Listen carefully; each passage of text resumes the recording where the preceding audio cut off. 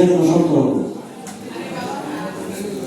এবং প্রত্যেকটা সেক্টর, প্রত্যেকটা শিল্পাঞ্চল, প্রত্যেকটা কারখানায় পূর্ব যে ব্যবস্থা, পূর্ব যে ফেসিলিটি ব্যবস্থাপনায় যে আমরা ড্যামি নির্বাচনের কথা শুনেছি, এরকম করে ডামি ইউনিয়ন যে মালিক শ্রেণী বসিয়ে রেখেছে, সে তাদেরকে নতুন করে আমরা ভেবেছিলাম 5 আগস্টের পরে, এই 24-এর গণপ্রদানের পরে প্রত্যেকটা কারখানা গণতন্ত্র আসবে, তাদের যে ড্যামি ইউনিয়নগুলো ছিল মালিকের কর্তৃক আরোপিত, সেগুলোকে আমরা ভেঙে দিয়ে নতুন করে শ্রমিকের প্রত্যক্ষ ভোটে নির্বাচিত হবে। সেটা হয় না। আমরা দেখেছি কি কিছুদিন আগে ফুলবাড়িয়া বাস স্ট্যান্ড 1776, আপনারা নিশ্চয় জানেন 1776 কি ঘটনা ঘটেছে। কোরআন পূর্ণ হয়নি, কিন্তু ইঞ্জিনিয়ারিং ইনস্টিটিউটে একটা নির্বাচন দেখানো হলো। সেই নির্বাচন সমভবন থেকে দলীয় আমাদের প্রতিবাদের মুখে সমভবন থেকে শ্রম মন্ত্রণালয় জেডিএল তাদেরকে কি করবো বললো যে না, এটা বৈধ প্রক্রিয়া হয়নি, আপনারা নির্বাচিত সঠিক প্রক্রিয়া নির্বাচন করতে পারেননি। অথচ তারপর আবারও সেটাকে দখল করার জন্য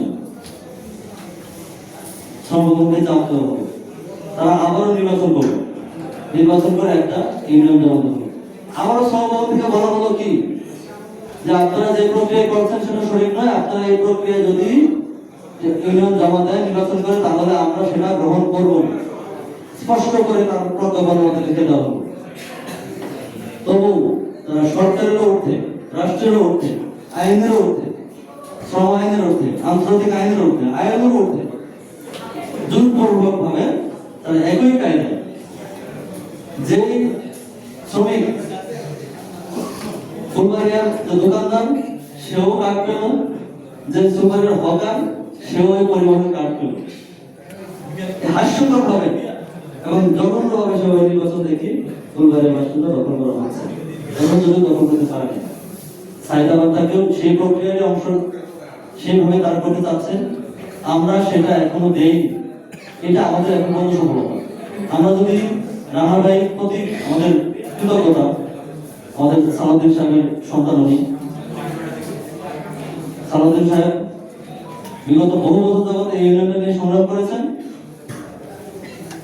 ওনার আমি দুঃখিত যে আসলে অনেকে হয়তো এটা মানে আমাদের যে আলাপটা, এই আলাপে যেটা শুধু অনুভূতি আলাপ, সেটা সবাই হয়তো বোধগত হচ্ছেন সবাই, অথচ যারা মূলত তার সুযোগ হবে তারা মূলত অনেক ভালো করে বুঝতেছেন। তো বহু বছর যাবত সালাউদ্দিন সাহেব সংগ্রাম করেছেন, আওয়ামী লীগের শাহজাহান খানদের সাথে তারা পেরে উঠতে পারেন না কোনোভাবেই। এই ইউনিয়নগুলো এবং বাংলাদেশ সড়ক পরিবহন শ্রমিক ফেডারেশনের অধীনস্থ যে ইউনিয়নগুলো